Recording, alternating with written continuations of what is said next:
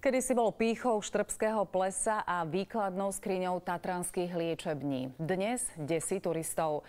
Liečebný dom Helios na Štrbskom plese naďalej chátra, hoci investor už roky sľubuje, že sa to zmení.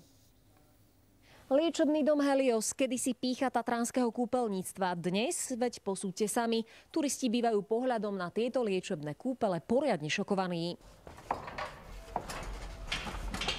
Hovoria tomu tatranské paradoxy. Na jednej strane Štrbského plesa 5-hviezdičkový luxusný hotel s prezidentským apartmánom, bývalý liečebný dom Hviezdoslav, o zo pár desiatok metrov ďalej zrúcanina kedysi najobľúbenejšieho liečebného domu Helios. Mal sa v roku 2008 rekonštruovať na hotel Heli. Bohužiaľ k tejto rekonštrukcii nepristúpili z dôvodov krízy. Pani Jiřina z Českých Strakoníc prišla tento rok do Tatier po 30 rokoch.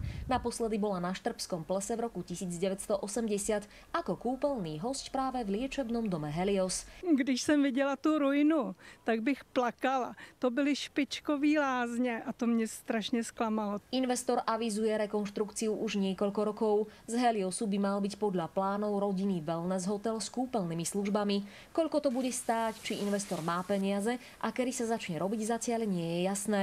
Termín ukončenia je napriek tomu stanovený. Snažíme sa nastaviť projekt tak, aby dával aj ekonomický zmysel.